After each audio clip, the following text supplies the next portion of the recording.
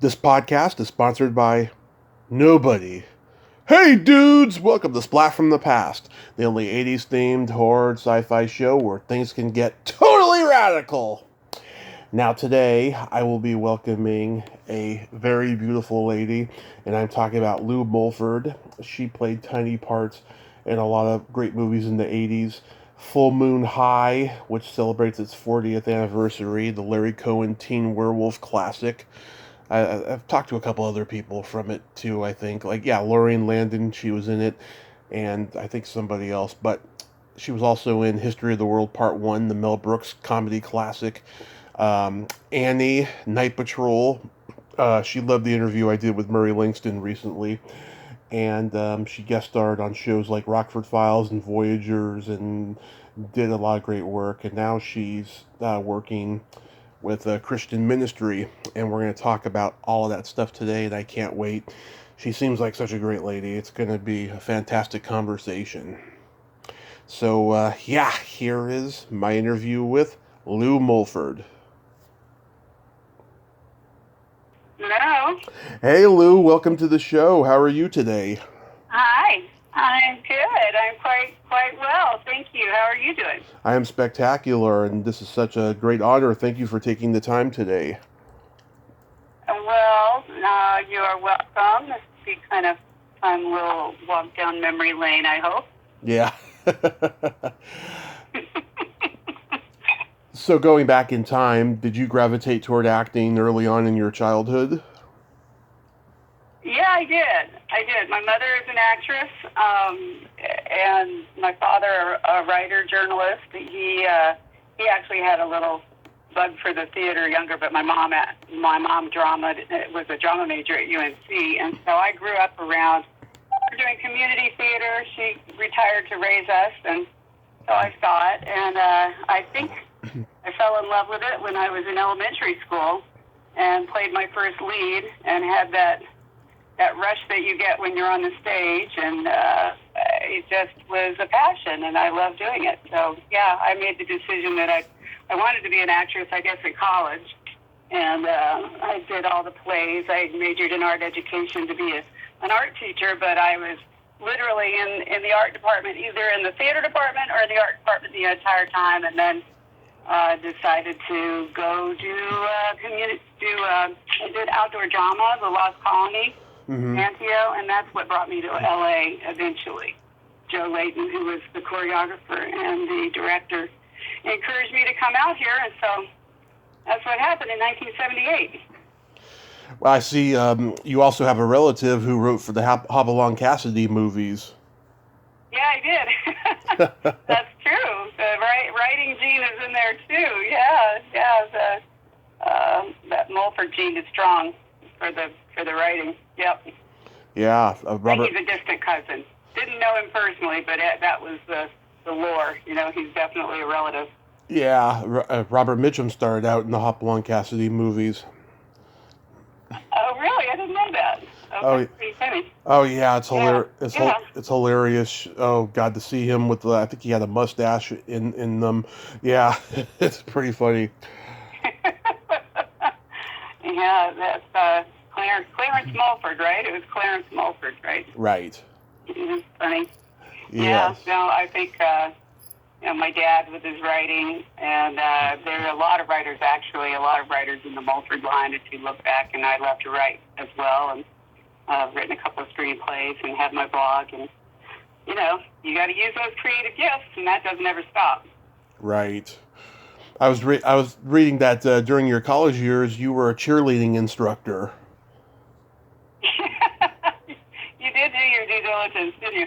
Yep. Yeah, oddly enough, this is how life works. Had I not done that, I don't know that I would have ever come to Los Angeles, because when we did this was like before the cheerleading craze now that's just insanity. It was like the very first cheerleading camp.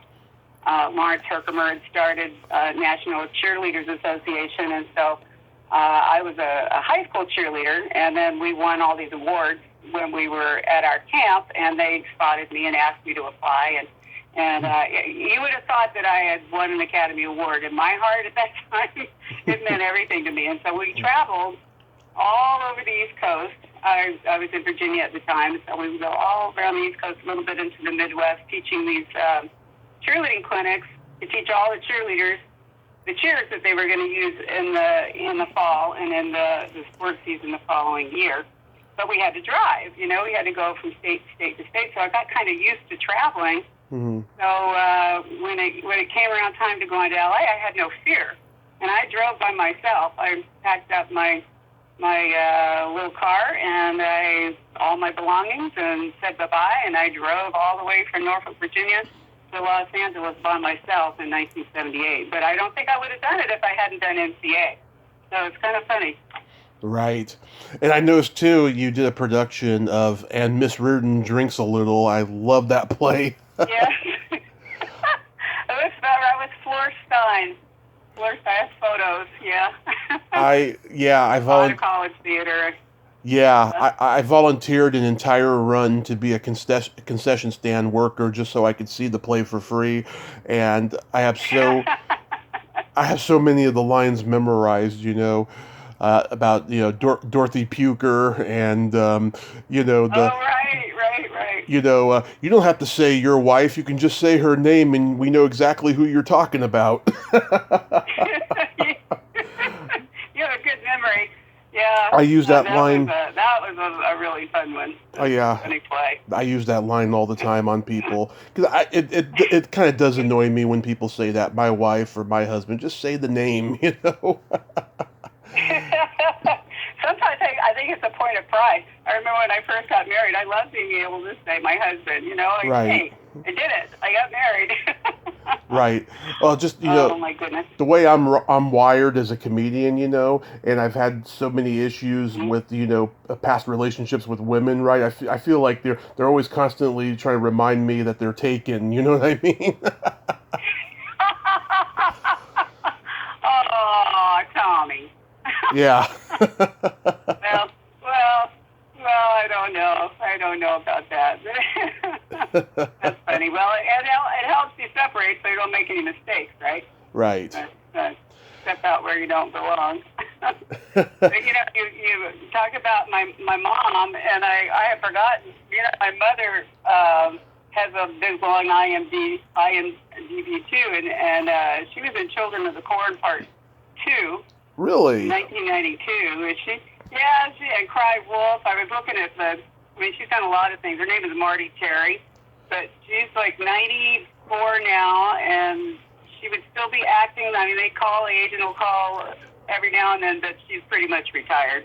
But I thought, this is a crack up because you like scary movies, right? That's kind of your love horror movies. I love all kinds of movies, though. Yeah. Yeah. Did you? Yeah. You mean Never Cry Wolf, the Disney movie? No, I think it's just called Cry Wolf. I'm looking at her IMDb right now because I thought about it before you were going to call. Oh, okay. And, let me see if I can find. Yeah, it's called Cry Wolf. She played a librarian. Huh. And Children of the Corn, she had some lead role in it. It was a pretty cheesy movie. Yeah. But she did it, I love the original. The original. Yeah, I gotta admit, I didn't see it. I don't watch it. I like ghosts, and mm-hmm. I like scary movies that, like The Others. I really like The Others. But the slasher films or anything like that just kind of freaks me out too much. I have too much of a vivid imagination. Being an actress, I feel things too deeply, so I steer clear. But some people are like that. Yeah. According to your according to your IMDb, you made your TV debut as a model on the Rockford Files. I think that was probably my first television thing. Yeah. I think so. I think I did a lot of those things as a model. I was actually on the Tonight Show too with Johnny Carson. Ooh. Which was interesting because I ended up working at NBC and knowing him. I even dated his son for a little period of time. Huh. But who knew that when they would hire models to come out. I think I was modeling lingerie with a bunch of other models. But my mother had it recorded on a cassette tape, and I still have the cassette tape somewhere.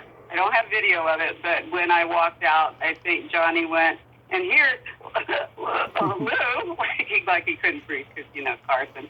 But that was like one of those things I thought, I can't believe I'm actually on the show. I'm not sitting in the seat being interviewed like I thought I would maybe one day, but at least I was there. And then I ended up working on Sale of the Century for 5 years, and we worked right across the hall from Carson and Ed McMahon, and they were getting to get our makeup done at the same time. So that was quite interesting, to see life come around that way, and then be able to be at the NBC studios for so long, which I really enjoyed. That was a great job working on the show. Yeah, there's a guy out in New York who's a comedian. He has a podcast that's very popular, dedicated to Johnny Carson, called the Carson Podcast, and he loves hearing like any stories anybody's got about Johnny Carson. I'm gonna reach out to him next year because it'll be the 60th anniversary since Johnny took over, and yeah, I love hearing all those stories about Johnny. But well, it was. Remember when he passed away? Just like it hit me hard because I don't know, it was like such a time of passing, and I know his son Corey, and just he was a really good guy. I mean, Carson was. They all have their history, but he was so good at what he did. I don't think anybody's ever been able to touch him. Just the way his humor and his ease, and I really liked him a lot. I always enjoyed running into him and the people backstage, and it was just, that was a real time of passing. It was strange. I mean, that's been quite a while, but I remember it. That episode of the Rockford Files was directed by Ivan Dixon from Hogan's Heroes. Oh, really? Yeah. I don't even remember that. I remember when it aired. I think all I saw was my leg. The rest of me got cut out. No kidding. Yeah, I used to watch. That happened a lot.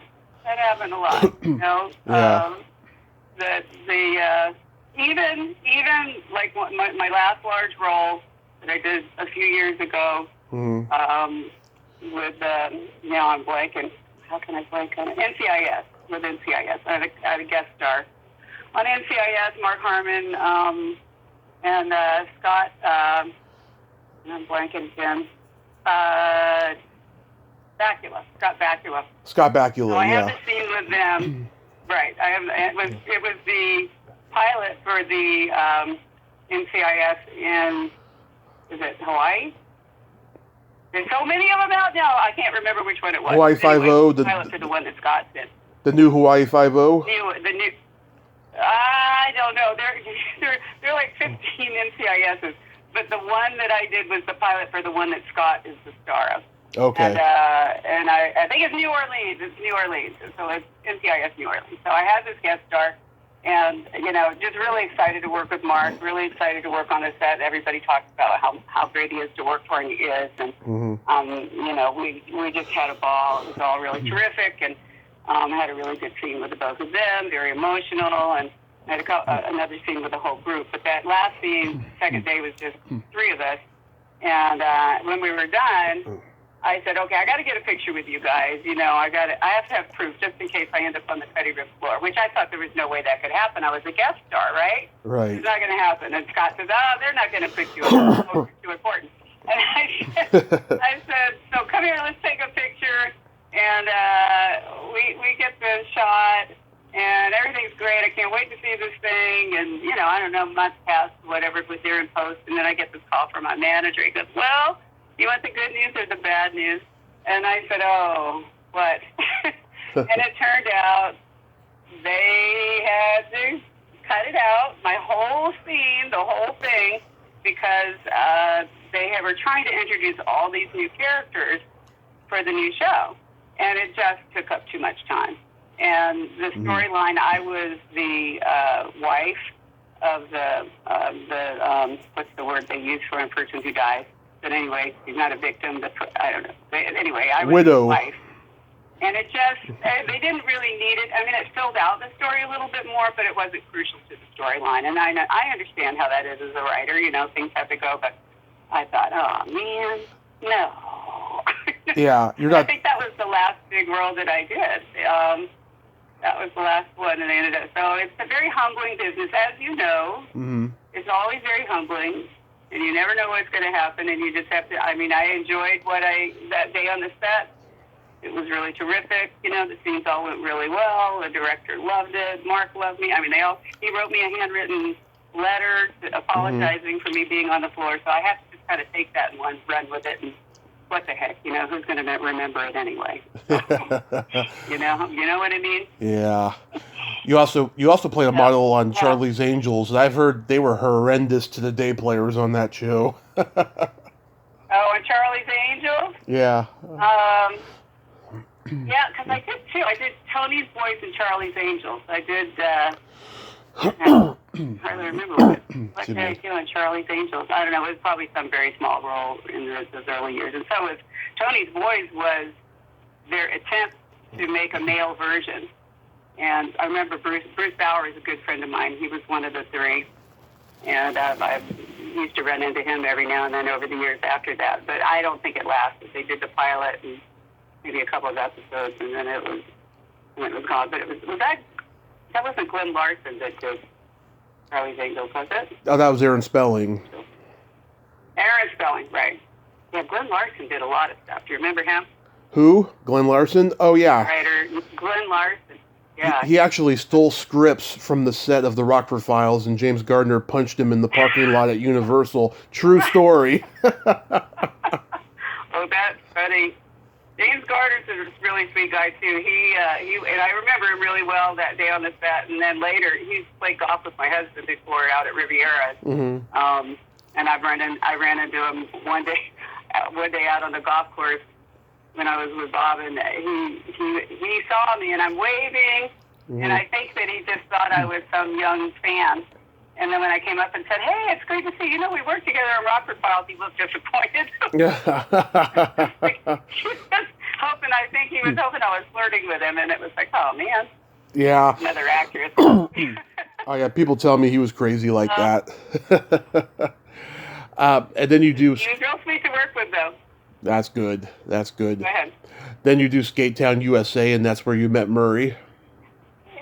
And I met Murray and Bill Kirkenbauer and Johnny Dark, and well, maybe Johnny wasn't on it, but I definitely Bill Kirkenbauer and Murray became really good friends. And another friend of mine named Jeff McGrail, who I cast him in my movie Invasion of the Money Snatchers, and he was on that set. So a lot of people that I met that stayed lifelong friends, and yeah, I mean, it's pretty amazing how that happens when you're just young and you have no idea when you're doing a show. Dorothy Stratton was on it in that movie, and who knew what her history was going to be? And and Patrick Swayze was an unknown. Nobody knew who he was. Scott Baio was on Happy Days.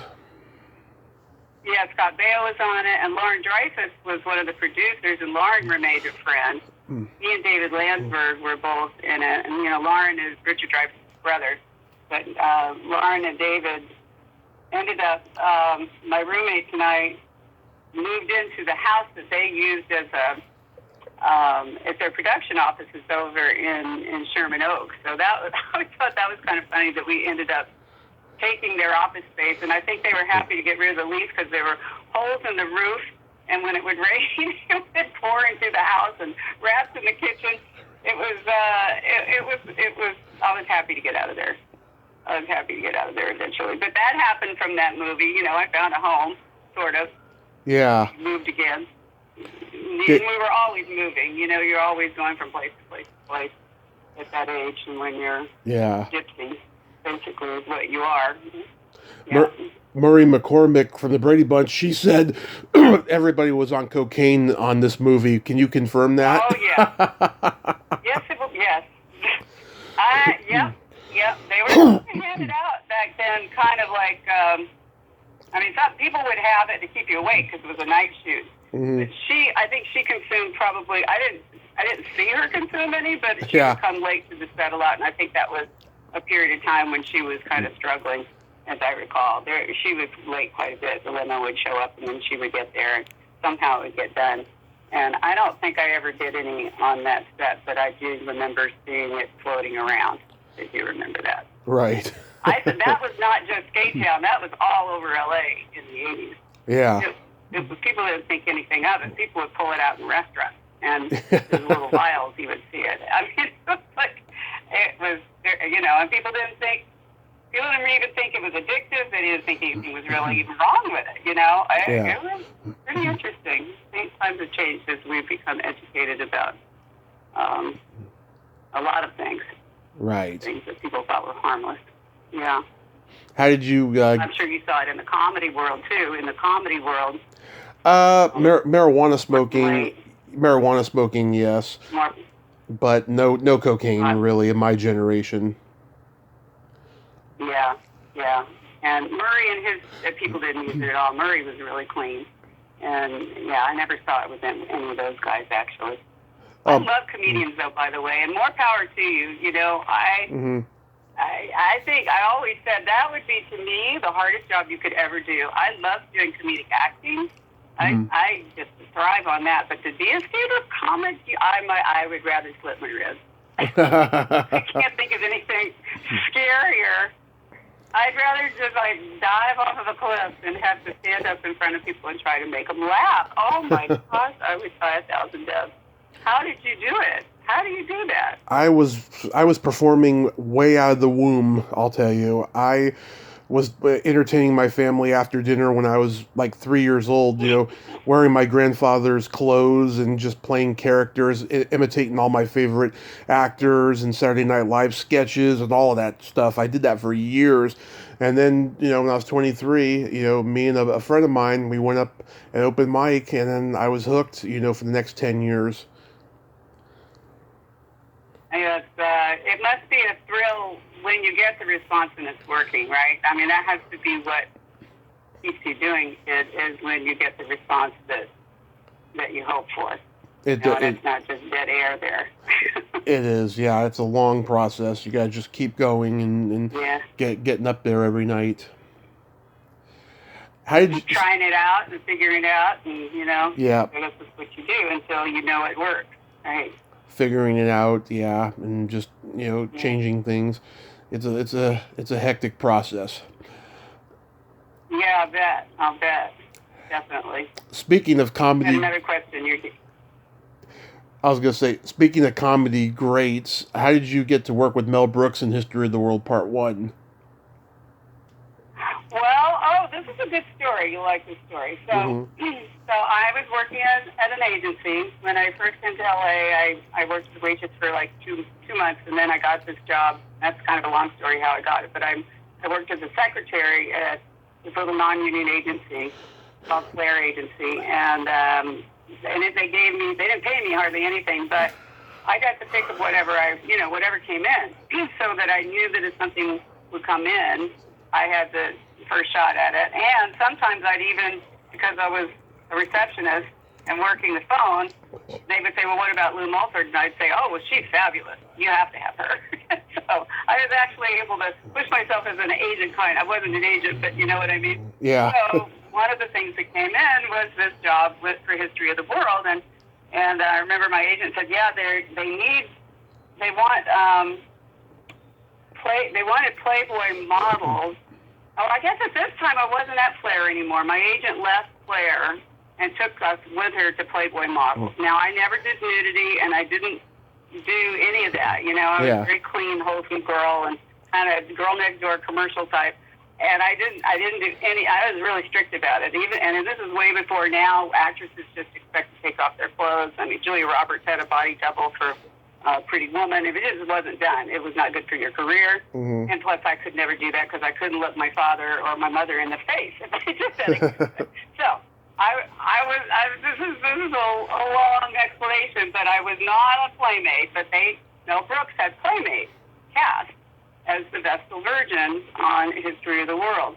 And he had, I think there were 10 or 12 of us. I guess there were 10 of us. Anyway, he had them all cast, and 2 of the girls had to drop out for some reason. Right. And they weren't able to be a part of it. So they called Playboy Models, which I was a new model with Playboy Models, and I did calendars. Like I said, I did, cheesecake stuff and just the regular modeling, but no Playboy, no centerfolds for me. I was never a Playmate. But they thought, well, we can't get the Playmates, so we'll just get a couple of Playboy models, you know. And so I don't think I auditioned. I think they sent over pictures. And my good girlfriend of mine, she was Laurie Sutton before she got married. Oh my God! Whatever happened to her? Because she played Murray's love interest in Night Patrol.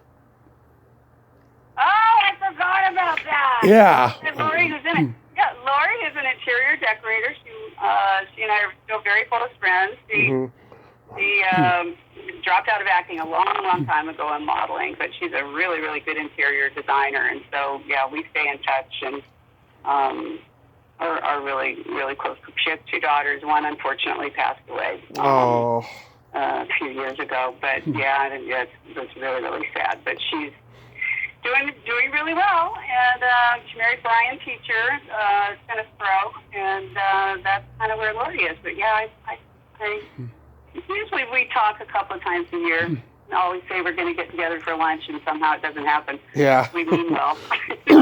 I know what that's like. We do stay in touch. Yeah, no, we love each other. I mean, I've known her a really, really, really long time. So anyway, they took us because we were Playboy models, and that was the big joke, obviously. The Vestal Virgins were the Playmates. But that to me was that felt like my first real job because it was a huge movie. It was the first time that I'd ever seen digital being used. You know, Mel was able to sit behind the camera and actually look at the takes after we did them. Before that, you couldn't do that. I mean, you had to wait until the film was processed and then go see the dailies. This way, you could see dailies basically in real time, and that was like a brand new thing, and he was pretty excited about it. He was an incredible man to work for. He was so funny. He was so endearing with everyone, really kind. I think I wrote this somewhere. I've shared it before. It amazed me when we went to the cast and crew screening that he knew everybody's name, first and last name, and went around the entire auditorium, and there were hundreds of us there, and talked to each person and knew first and last names, which is just unbelievable to me. Yeah. But I was on that shoot. It was like 2 weeks, and he, out of the Playmates, you know, I was an actress, and the rest of them were they were Playmates. They weren't really in the industry, you know. So he kind of noticed that I could act, and he pulled me forward quite a bit. And even though we didn't have lines, he let me have a little more time, and I got to know him and Rudy DeLuca and Ron Carey, and I don't know. There was and Madeline Kahn was in all my scenes, and she was real sweet. I didn't get a chance to chat with her as much as I did with especially Rudy. Rudy became a friend later. And now we'd run into him every now and then. Laurie and I would, and another friend of mine that was a good friend and an old girlfriend of Murray's, and we would see Mel sometimes when we were out and go over and chat. But it was really a fun picture. Let's see. I reached out to Michelle Drake, who was one of the Vestal Virgins. She's in real estate. I didn't get a response back. A colleague of mine interviewed Gianna Keogh. I listened to that interview the other day. And then Heidi Sorn. Lisa Welch. Oh, Lisa Welch. I'm going to reach out to her soon. She, she was in Revenge of the Nerds. I don't know what she's doing. I don't know what she's doing now. But Heidi Sorensen. She played Chevy Chase's boss in Spies Like Us. He goes to bed with her like in the first 10 minutes of the movie.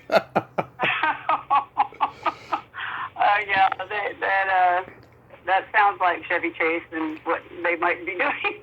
Yeah. If you had Heidi there. They were gorgeous girls. They were really gorgeous. And I was not buxom like they were. One of the funniest things on the film is that Mel spent like 20 minutes trying to make me look a little more womanly.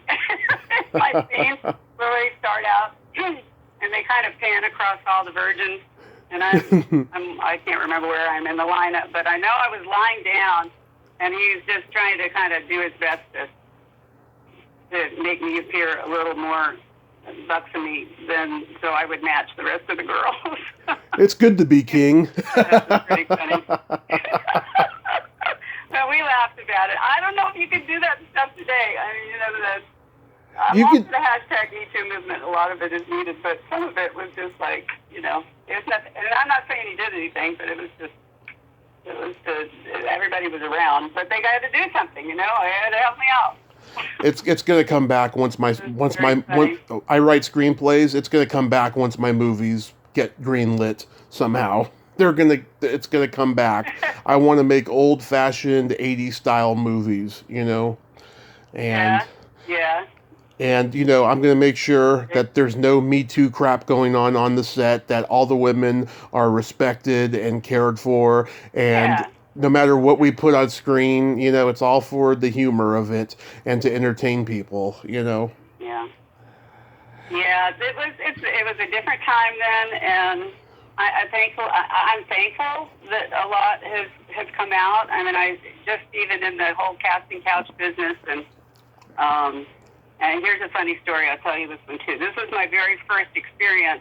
Mm-hmm. And I came to LA as I drove in. I had my little 71 Maverick that I drove. I had met Tom Laughlin, Billy Jack, in Norfolk before I came out. I just talked to his villain, David Roya. Go ahead. Who did you talk to? His what? David Roya, who played his bad guy in that movie. Oh, okay. Well, I'm going to tattle a little. Okay. But nothing really happened. But it's just, this story is like one of my primary experiences. It's just so typical. I had met him through a tennis thing that he had gone to. My boyfriend at the time and I went out to dinner, and he actually approached us at our table and gave me a compliment. He was there with his wife and his family. And I said, oh, well, I'm actually moving to LA in January. And he said, oh, well, look me up. And he gave me his number. And so I thought, well, I'm going to hang on to this. And so I did call him when I got to LA. And he was known for helping. There was one other girl that he had helped her quite a bit get started. So I'd only been in LA for a week. I was staying with my aunt and uncle in Palos Verdes for the very first week before I moved into town. And he says, well, come out to my place and, bring your portfolio and, I'll just give you some tips and things. Right. So I was all excited. And I show up, I think I had my little peasant dress on and my little peasant shirt, and I was just looking very Virginia. And I come to this mansion, and I go in, and apparently his wife is on vacation. The kids aren't there, but he's expecting some friends over for tennis afterwards. And so he had me come up to his reading room. It was like a big game room, playroom, and he had the screen where you could do a screening and a big couch area. And he looked at my portfolio and basically told me that was crap. I needed to, but he didn't say it in those words, but he said I needed to get better pictures and had to do this and that. And then he said, well, let's do a scene from Billy Jack. And he wanted to test me. It was kind of like an audition. So let's do a scene from Billy Jack.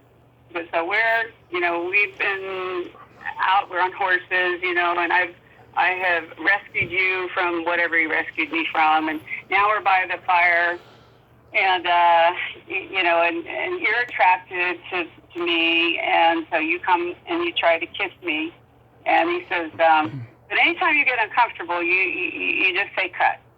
And you got to think how green I am, and I went, oh my gosh, what am I doing, and there's nobody around. This isn't 4 apart. This is what's happening here. So your red flags are going a little bit. Think, hey, but it's Billy Jack. All right, well, I'll just do this scene. So I do the scene, and it's moving along, and we get to the point where I'm kissing him, and I remember my mouth is like right up to his to mine, and I just went, can we cut now? Just right big mouth on now. Can we cut now? And he was a gentleman, and he says, fine, of course, and so we cut, and then he gave me another couple of improv tips and things to do, and then he just says, well, I've got friends coming over. If you want to stay, you can stay, whatever you'd like to do, and then walk off and left me there. And of course, to this day, I don't think that he could have done anything because he had people coming over, and it turns out the people, when I walked down there, in walks Charlton Heston, and Rob Reiner Yeah. and Gene Wilder and Wayne Rogers. All these movie stars. I could hardly breathe, Tommy. I was like, oh, I can imagine. This is my first week in LA. Is this what it is? You know, it's like, this is what happened. So, and I was very shy. And I didn't play tennis. I'm not dressed for tennis. There's a bunch of men. I mean, there's no way I'm going to go out there and join them. And I remember Gene Wilder was really sweet, and he chatted with me a little bit, and I played with Tom's dog, and until I just thought, okay, I just need to go home. But Gene was really, really charming and made me not feel so strange. Rob Reiner was a little judgmental, I think, and then who knew years later I would know him through another boyfriend. They played on a little league game. It was called the Coney Island Whitefish. And they played. It was an actors softball league, and it was Christopher Guest and Rob and Billy Crystal and Bruno Kirby and my boyfriend Scott Williamson. And I would go see their games all the time and go to their part. You know, I went over to Rob's house at one point with Scott and charming people. But I never told him.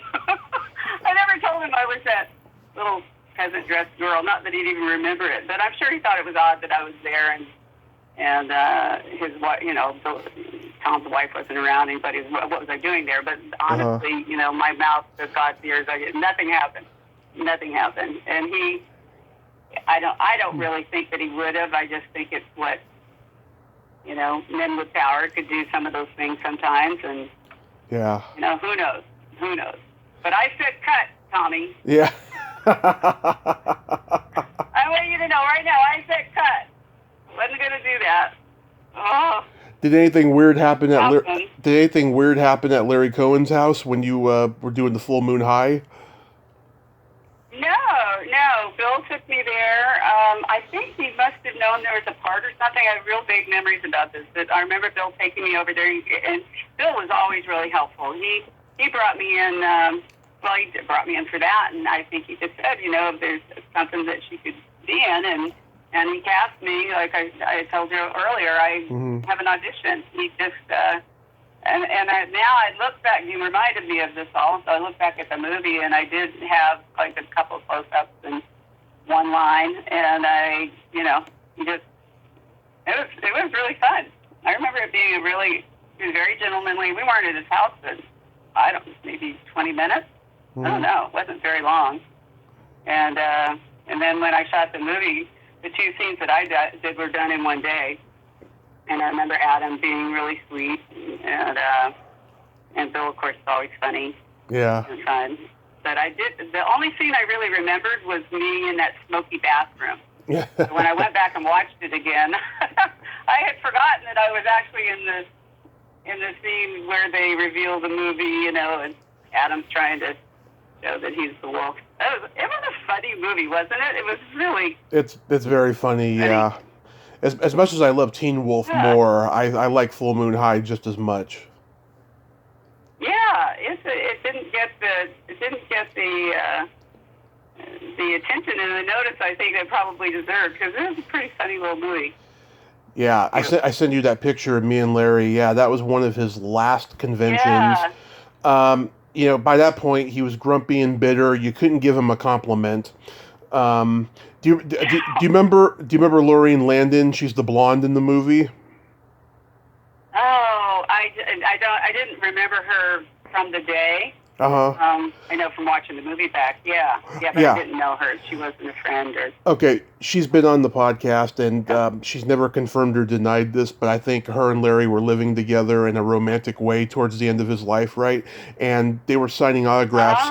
They were signing autographs at at tables next to each other, right? And so, like, I'm trying to give him compliments and stuff, and she's like, "Oh, come on, Larry, he loves your work. God, I can't believe Larry won't take any compliments. He's got no self-esteem." Yeah. Yeah. Yeah, I don't know if they did or not. I guess they, obviously there was a relationship there and there was a friendship. She wasn't there when I was in there at the house. I can tell you that.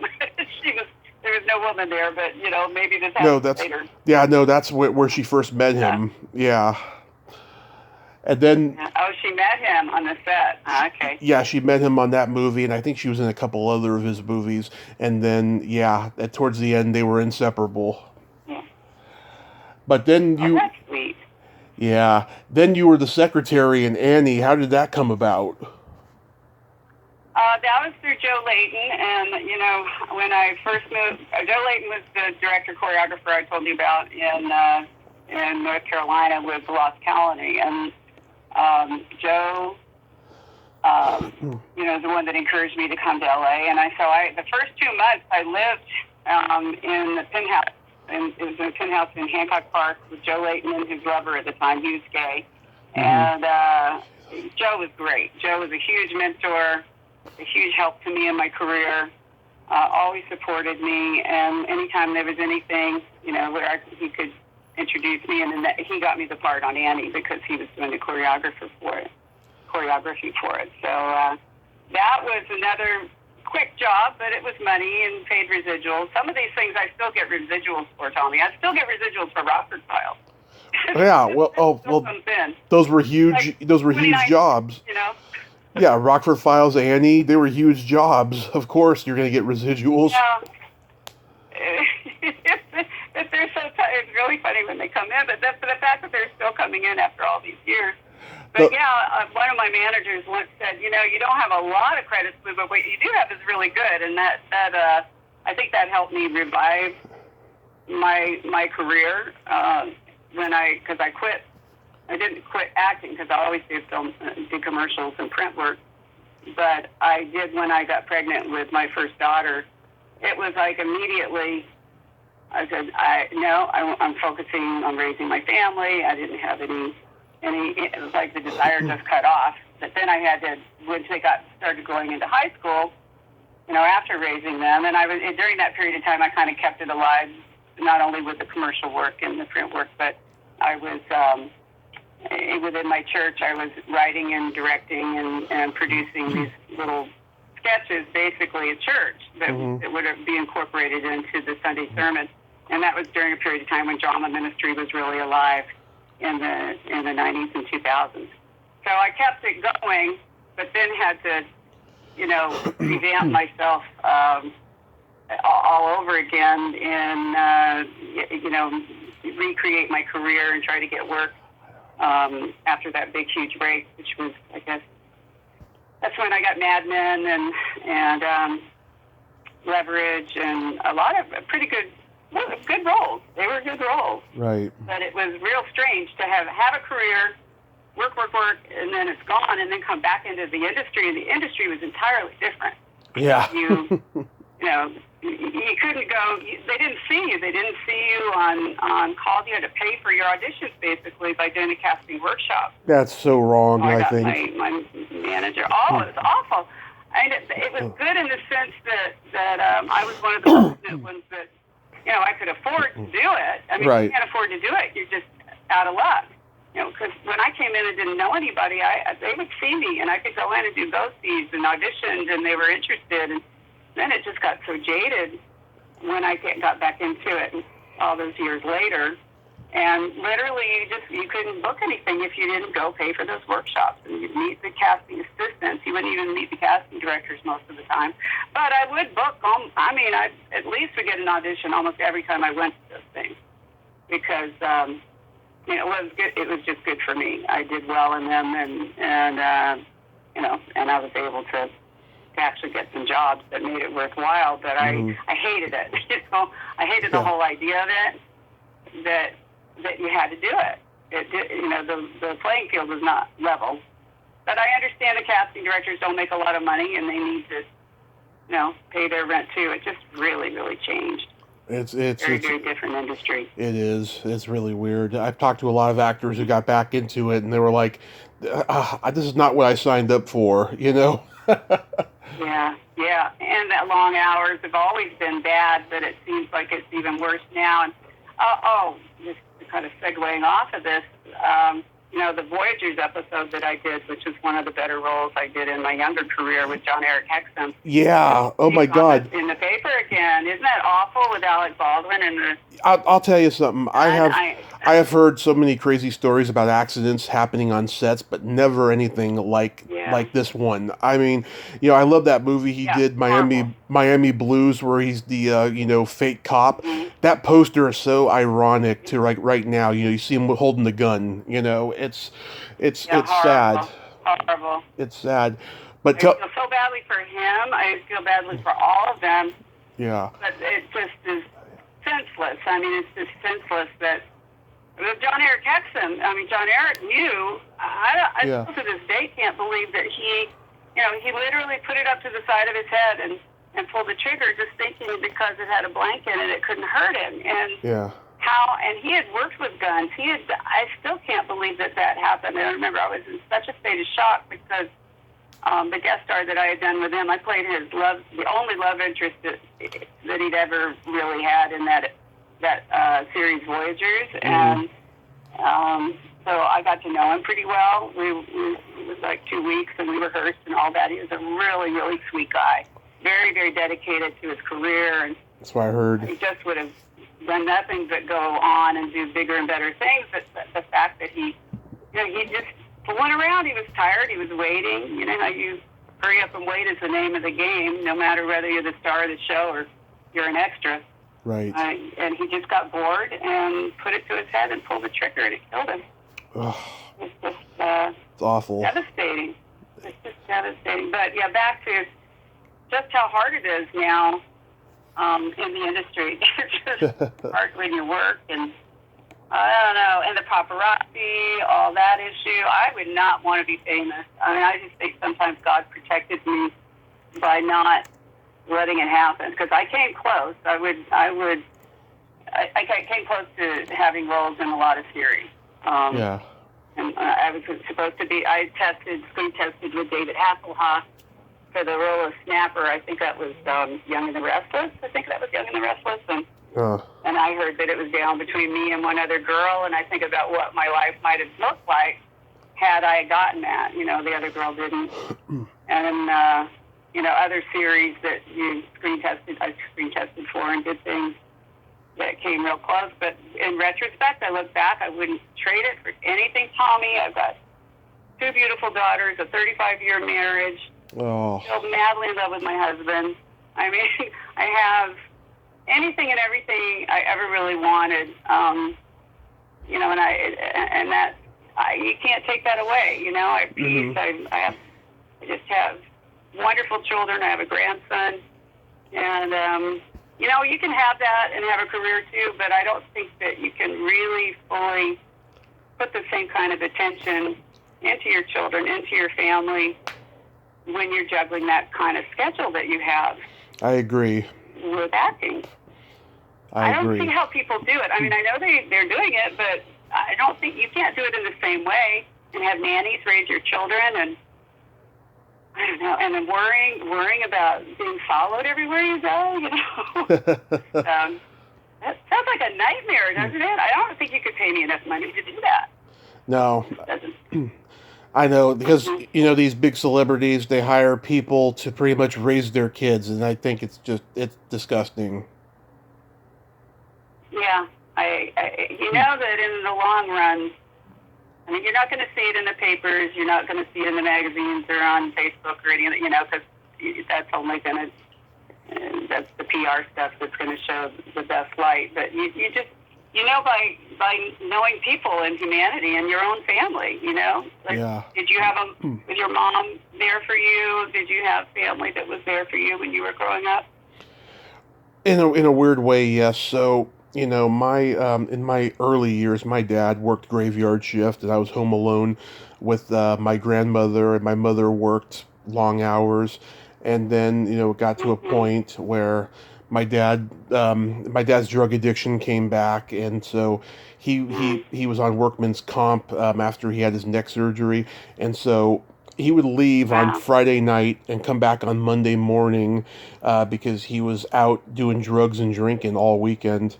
He never cheated on my mom, I'm which is a sorry. good thing. He never cheated on her, but he just was partying a lot. And so I was home alone a lot with my grandmother while my mom was working double overtime, trying to, keep a head over our roof, me and my older brother. Yeah. And that's the childhood I had, and then I've lived with my mom, just Yeah. the two of us for 24 years, and it hasn't been a bed of roses, but I'm lucky to have her. Yeah, and your grandmother, the fact that your grandmother was able to step in, Yeah. that's huge. I know a lot of people that have, a lot of wounds have been healed because of a grandparent or at least one parent being there, and I'm sorry that it's rough with your dad, that's difficult, and the time not being there is definitely, I took doesn't care make life easy, but I took care of my grandma for 9 months until she died, after I graduated high school, and looking back, I think she passed away at the right time because me and my mother had a lot that we needed to do and resolve and go through our journey together. But I miss her all the time. I bet. I did not know. I only knew one grandparent. All three of mine were one died when I was 11 months, and the other way before I was born when my mother was young. So now being a grandmother to my little grandson is just heaven. They live down the street. They're like a mile down the street from me. I have them every week. I get him a couple of days a week, and I've been doing that since he was a newborn. I just feel so blessed to have that relationship. And then there's another baby on the way soon, and next year, and so yeah, that's what it's all about, Tommy. Yeah. My mom, it's she wants family. I have friends who have had babies this summer, and my mom wants me to find someone and have a baby, and I want to, but I also want to be safe, because of COVID. So, let's see how things play out. And, I don't know what's going to happen in the future with the world and stuff. I mean, it must be terrible to raise children at this time, Really hard. I know. I feel for my daughters. I do. I guess you just have to have a strong sense of community, and as you know about me, my faith is huge. I don't know how I would do it without it. And just having some kind, you got to have an anchor and a belief that there's more than this, and something to live for with an anchor. And that's how I've raised my girls, and just loving them and teaching them about God and what how to live your life. To have somebody that you answer to, instead of just doing whatever you want anytime you want to do it, and hurting people and self-centeredness and all those things. That seem to be running rampant these days. The world's a wreck. But my last blog, I don't know if you guys had a chance to read it or not, is about that. Even as bad as it may seem, the world's been a lot worse in the past, and it's hard, but you just keep going forward. We're all, we all hurt. Yeah. We'll find your wife, Tommy. You'll find your loved one. You don't want to find it just because it's time to have one. I waited a long time. Relatively for me, I met my husband when I was 30, got married when I was 31, and that seemed old for me because at the time, being raised in the South, a girl should be married like basically at 22, so I thought I was an old maid. But it happens when it's meant to happen, Right. And I have a funny question. You just stay comfortable with that. Yeah, go ahead. With Night Patrol, did Murray call you up and say, want to have a police car quickie with Pat Paulson? He again wanted to help me out and say there's a thing for you that you could do, and this is I need to get that movie and watch it again because I hadn't seen it so long. I do remember loving Pat Paulson from Laugh-In, and certainly working on the set, but I think I remember being in the back seat of a car, right? Was I in the back seat of a car? I think you two were in the front seat. Were you in the front seat? Oh, yeah. I need to get the movie. It must be on Amazon. I have to watch it again. It's But on yeah, it's on YouTube. you can do, and I don't think there's. I think we just got in the car and like improv and did it. I don't ever even remember reading the script, to tell you the truth. I don't think I did. I just showed up to the set, and I remember being in a car. I didn't even remember I was with Pat Paulson, so I was making out with Pat Paulson. Is that what I was doing? You were making out with your clothes on, and I remember you had Oh, good. you had nylon stockings, right? And I hope this doesn't come off as weird. You had a very pretty foot there. I need to find that film. Yeah, it's on YouTube. Well, I'll find it. I got Full Moon High on Amazon, and then I had the copy of History of the World, but because you got me thinking, I thought, I wonder, and I'm going to look at that on DB, and sure enough, I'm in one of the shots. I'm in some of the pictures that they have for History of the World. So, this stuff is just out there. It still lives on. Yeah, Murray was doing me a favor. He gave me a role, and I got to get paid and helped me pay the rent for another month, Yeah. And living month by month. There was a lot of that in those early years. And you did. When the game show came along, I didn't know where my money would come from. It just, I'd get a job, and it would happen. I'd pray. I got to pay the rent. I'd pray, and then all of a sudden I'd book a job or a residual would come in. It was pretty interesting how that worked. You did theater with James Marcel. You mentioned to me. Yeah, so James I met through Murray, and when he was juggling those chainsaws, I still can't believe that he would do that and do that with a laugh, and like he was just rolling dice or something, like it was nothing. He was amazing. And so when this play came along, and I told you that, at that time I was on the game show, so I was making good money, and I wanted to do some theater. So Geo Hartley was a friend of mine and a producer and director, and so we talked about doing something that I could, showcase myself. But we didn't want people to know that I was funding it, so I didn't really produce it. But I funded it, and so I did have a say in who was in it and who wasn't. And so I knew James. And he was perfect for the role. And so I called him up and I said, "You want to come in and audition?" And he did. And that day forward, I mean, it changed because of, I think it was a manager or an agent in the audience. One of the nights that we were playing, it was a little theater down in Hollywood. And he got the manager, and from that point, he changed his name to James Wilder and became famous and was on a couple of different shows and living with Pierce the Alley, right? And I think you talked about that with Murray on your podcast with him. Yeah. And last time I saw him in Vegas maybe 6 years ago. I was there for a birthday party with a friend, and he was with some absolutely stunning young girl trying to bum a cigarette. I said, "James, what are you doing?" And we said hello. And he was asking if I had a cigarette. He was real happy to see me. It was just like a real quick thing. But I had no idea that he was a multimillionaire in real estate, like Murray said. I didn't know any of that. I just knew that it didn't seem like he was acting anymore. Yeah, I'm trying to remember.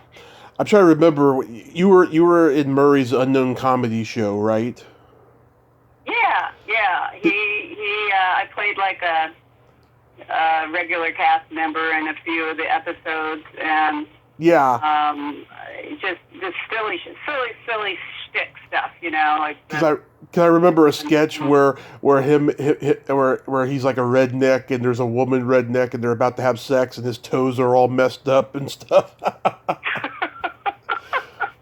He was crazy. Murray's still crazy. He's one of the most lovable, crazy guys I know. But yeah, I think he had me like the history of how to make whoopee, and I'm dressed like a cave woman, and gnawing on he got a big, huge turkey leg somewhere. They must have gone to the butcher to get it, and I'm gnawing on that thing, and I have a club in my hand, and he says, "You want to make whoopee?" And I go, "No," and I'd whack him over the head with the club, and to this day, that's my kind of humor. Oh yeah, mine too. Oh gosh, we had a lot of fun though. We had a lot of fun. Tell me about that short film. Yeah, go ahead. Tell me about that short film you wrote, The Invasion of the Money Snatchers. Invasion of the Money Snatchers. You have to watch it. It's on Amazon Prime. It's every Halloween. I always get on the Facebook page and say Happy Halloween to everybody. That film, for me, and this is another interesting thing, that I did a Celebrex commercial that made me a lot of money.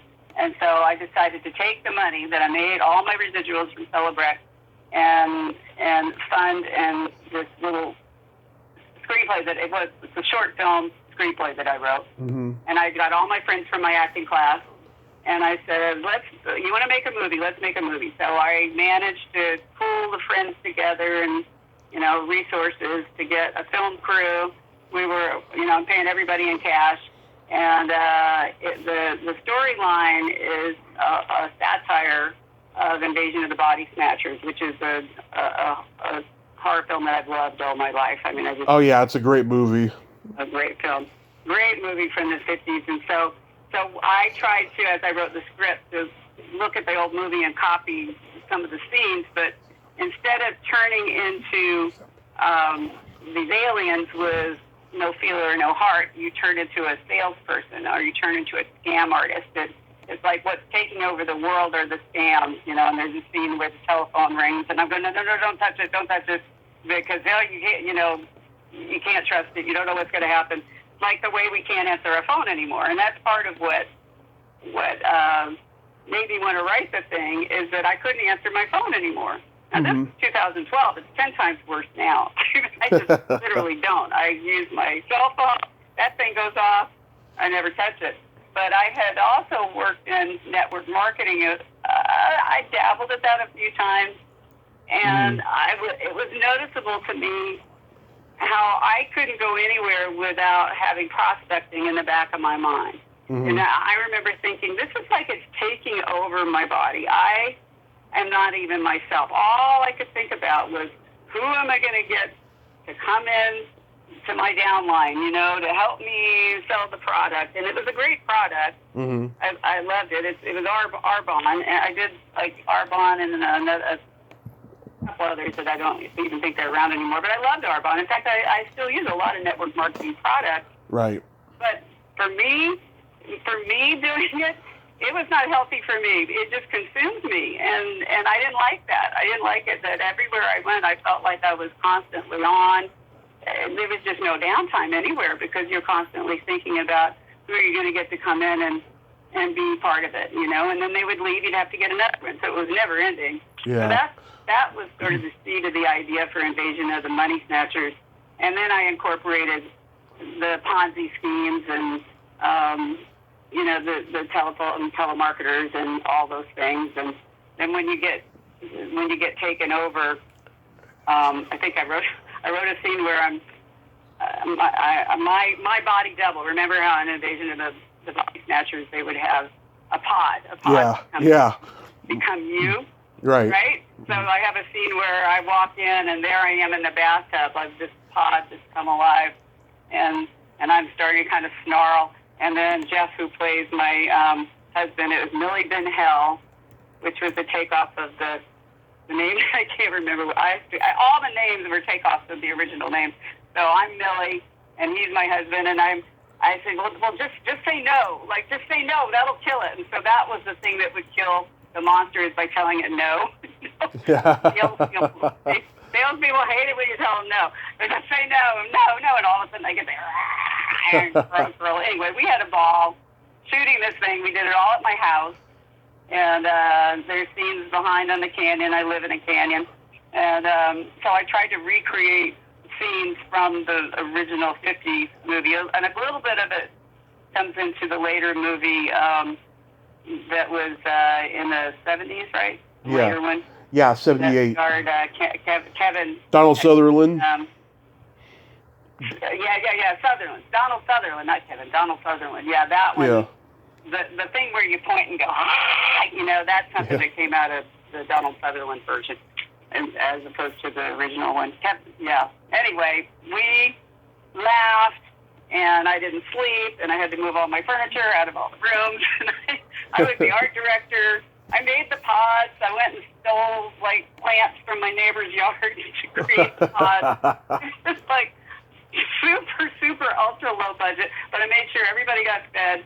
I made sure that everybody got paid. And all, my actors did work for free, but I gave them all the footage and made sure they got paid, and you know, they got credits on their IMDb. And we had a screening. We got audience favorite in the in one of the film festivals that we were in, and you know, I didn't have the money or the time or the resources to really push it like crazy, but it did well, and people get a kick out of it. It's very silly and fun, but yeah. Is it on YouTube? I haven't seen it. It's on Amazon Prime. Okay, I'm gonna check it out then. It's free on Amazon Prime. Okay. And if you need, you know, you can rent it for like nothing. I think it's like $1.99 or 99 cents or something if you don't have Amazon Prime. But yeah, you can watch it for free on Amazon Prime. Okay, cool. So, did you have a life-changing experience that led you to Christianity? Well, I was raised Christian, so I had always, I loved Jesus from the time I was a teeny little girl. I just had, and loved God. I had this sense of, not just from what my parents told me, it was an odd thing. Like, I just knew there was something greater than myself. And so I had, you know, I was writing poems for the church bulletin when I was like, that my mom had it put in the church bulletin when I was 7 years old. So it was an early love for God and love for my Creator. And then I think my parents divorced when I was about 9, and I think sometimes adversity will draw you even closer.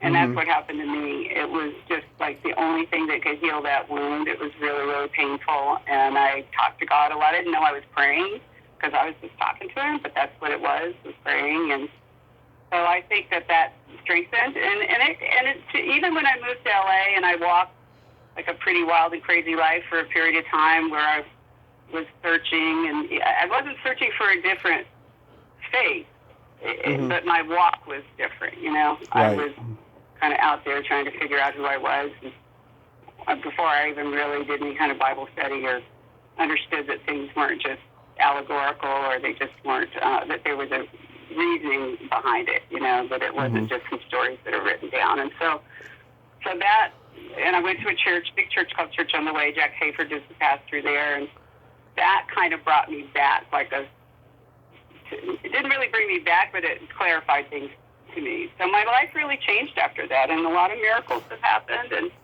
literally met my husband when I kind of decided to be celibate and to focus on God and walk a life that was a little, you know, a little healthier for me and more loving. And I guess I was always loving. Maybe I was too loving, but just more in loving to myself, you know, by taking care of myself and making decisions that were healthy decisions. And so it was real. And I prayed all the time to get married. I went through some really bad relationships, and I just prayed that God would bring a person in my life. And oddly enough, like after that, there's like a moment, if you're asking for a moment, there was a moment there where I made that commitment, and it was then 3 weeks later, it was a blind date.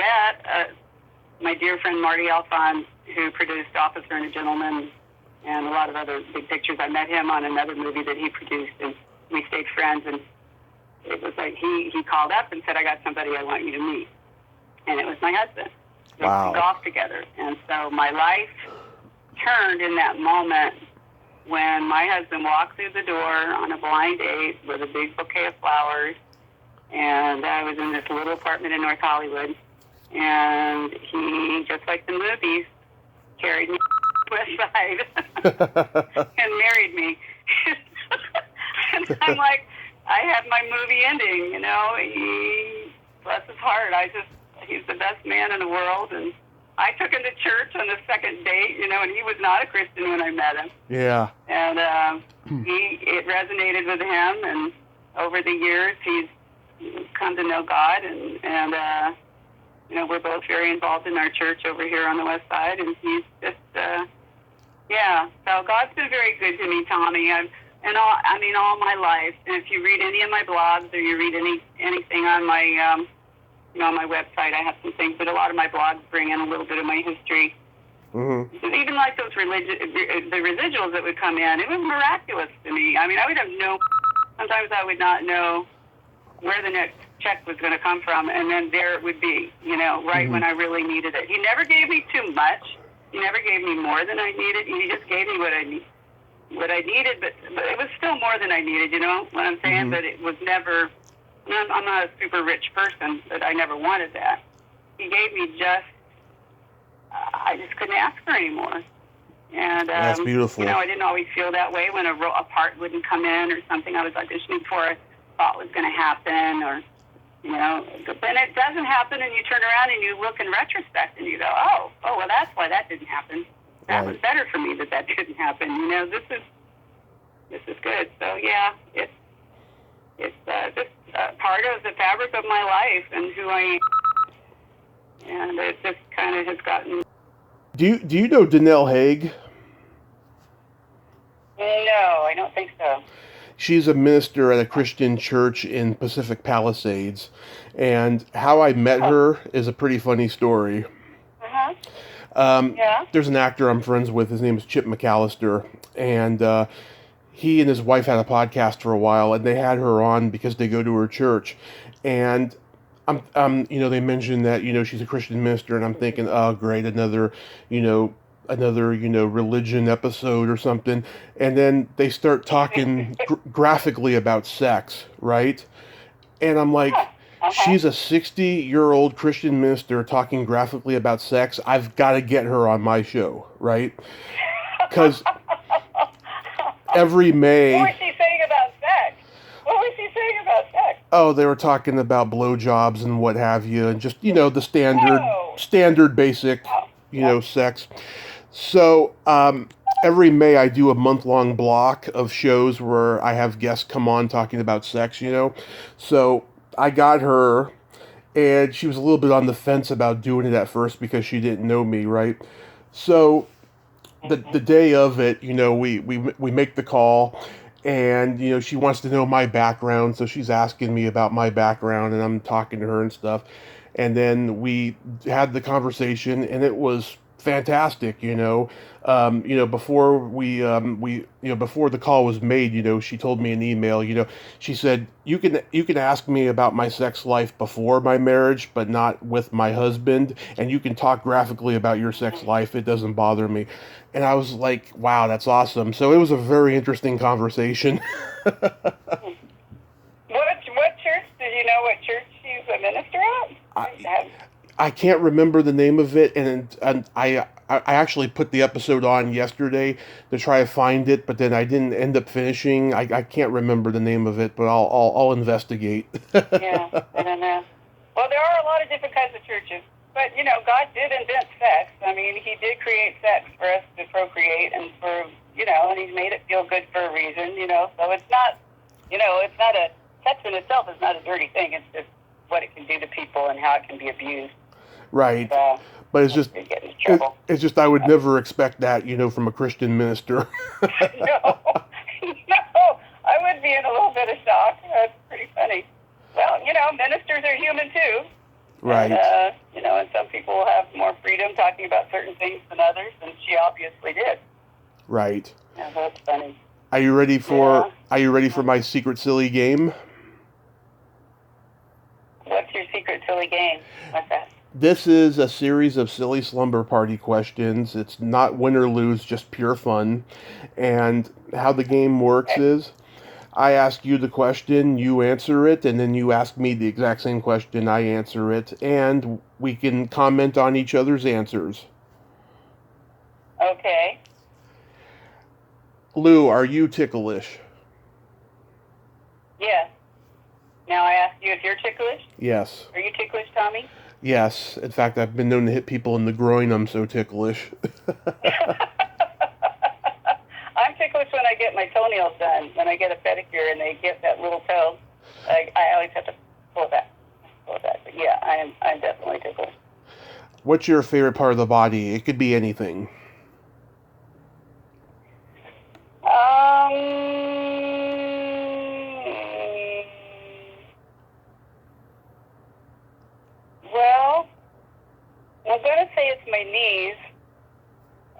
because I've had 4 knee surgeries on my right knee, and I have to love it because it's been through so much. Interesting. How's that? It needs attention. So my right knee in particular would be my favorite part of the body because it's so abused. Tommy, what's your favorite part of the body? The belly button. I love that answer. That's Really? fantastic. I mean, that's like the beginning. That's the whole thing, right? And the connection to your mother, and Yep. and it's funny. And my grandson calls the belly button the blah blah blah blah blah blah. That's what he calls the belly button. Do you have an innie or an outie? I have an innie. Same. Do you have an innie or an outie? Same here. Innie. Yeah, they're the best. You don't want an outie. Oh, I like outies. Oh, do you? It's Mm-hmm. sort of superfluous, you know. It's like this extra thing there. Yeah. Be more discreet. Yeah. What color are your toenails painted now? Oh, well, my fingernails there's no polish at all on my fingernails. My toes are kind of a silvery color right now. What color are your fingernails painted right now, Tommy? Right now they're not painted, but a couple weeks ago they were lavender purple. Ooh. You got to do that again for Halloween. I'll probably do like a black or an orange or something. Mm-hmm. What would you say is your best personality trait? My empathy.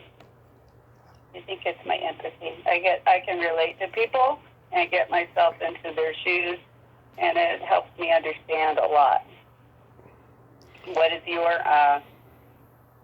your best personality trait? Is that the question? Yes, same here. I have empathy, and I also have no filter. I can relate to the no filter. I've learned to have a little bit of a better one, but I'm not always the greatest at it. So, yeah. Yeah, it happens to the best of us. It can help when you're trying to relate. The filter can block, right? The filter can block from really getting to know someone sometimes. Right. They're not as transparent enough. They're trying to be something that they're not. Yeah. And then my favorite question, is there a stinky smell that just makes you gag?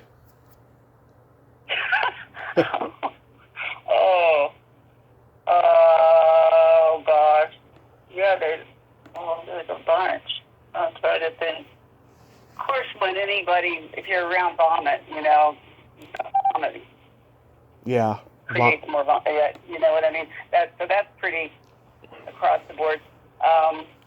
My dog, when I come in the morning, and I'm speaking of, I need to bathe her today. Sometimes she gets to me, but it's not as bad as that's not really gaggy. That's just bad. Yeah, I know there's probably more. Oh, bad breath. Yeah. Like when you're talking to somebody and they really have bad halitosis. Yeah. You can't escape it. Oh, like when you got somebody that's giving you a massage, maybe, and there's no way to get up off the table, and you don't really want to say anything. Yeah, I hate. Ooh, yeah, people with halitosis and bad breath is really bad. That's bad. How about you? What's your stinky smell? You have kids, so you can probably relate. It's either farts or feet. Feet can stink. And yeah, farts are fine if they're your own. But Yeah. for somebody else's, it ain't good. It's not good. Why is that it's okay when they're your own? I asked my sister that one time. What is that about it, that it doesn't bother you when it's your own? Why do you think that is? I have no idea. I don't know. Maybe it's because you know what you ate. Or when you were a baby, you grew up with it, and so big deal. Yeah. I have a funny fart story. I have a very funny fart story. When I was in high school with my sister and her boyfriend and my boyfriend, we were at a place called Laureen Caverns, those caverns.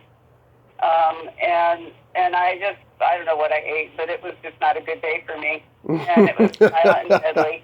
And my boyfriend, he goes, and I'm sorry, but there was a person, an oversized person that was standing next to us, And this is what happens. The poor oversized people, they get the rap. And so he immediately says, that guy over there farted. And I went, oh, and I did not confess. And then he started laughing and talking about how that fart was going to live down there in Luray Caverns for an eternity. Yeah. Wafting around like a ghost, because it had no way to get out. It was down, buried in the cavern, and the people were going to be smacked with it. And I just sat there, and it went along with it and made that poor guy take all the blame.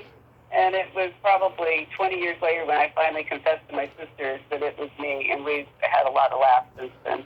It's probably still down there, Tommy. It's probably wreaking havoc and making people gag, and I'm sorry. I apologize. That's my public confession now. It was me. Well, George Carlin had a joke. He said, you ever fart, but you hadn't been farting all that day, so you really didn't know the nature of the beast? You never know. Sometimes it doesn't bother. Sometimes it's nothing, and sometimes it's bad. Like, you have to, leave the room and, save people's lives. Have to go into the garage and then come back and watch television with your husband, Mm-hmm. You want to kill him too soon, Yeah.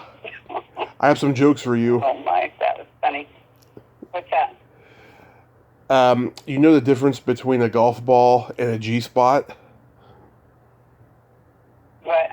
A man rather spend 20 minutes looking for a golf ball. That's true. That's true. What did the elephant say? I'm certain that's true. What did the elephant say to the naked man? What did the elephant say to the naked man? Is that what you said? Yeah. I don't know. What? Man, how can you breathe through that thing? Yeah, that's an elephant would relate to that. That's really a bad joke, Tommy. Okay, here's a better one. What do you call a boy that doesn't masturbate? I don't know. There probably isn't one. A liar. Yeah, there you go. Yeah, that's true. These are true. Well, Lou, I want to thank you so much for coming on today. I know you were on the fence about it for a minute. Well, I had to think. I had to, and I don't know. Because I'm not acting anymore. It just seemed like, oh, do I want to really do this? And Yeah. But I did listen to Murray's podcast. I listened to you, and mostly there was an instinct. You seem like a really nice guy, and so I thank you for not embarrassing me on recorded whatever, whoever, wherever. Thank you. Thanks for wanting to even hear about my life, Absolutely, yes. I love hearing about people's journey, especially people who got out of the business, because I get so bored with stars because, they give me short answers and they're just very protected, but the bit players, they have my heart because they got such great stories. Yeah, we were there. We were there with all the rest of us, and I have a heart for all those people too. Nobody knows what they're going through, and I got to act. I got to do plenty of things. I got to use my juices. So thank you, Lou. You have yourself. And watch my movie. Yes. My movie. Yes, I'm going to go on Amazon and I'm going to watch that movie. But you... Invasion of the Money Snatchers. I remember the name.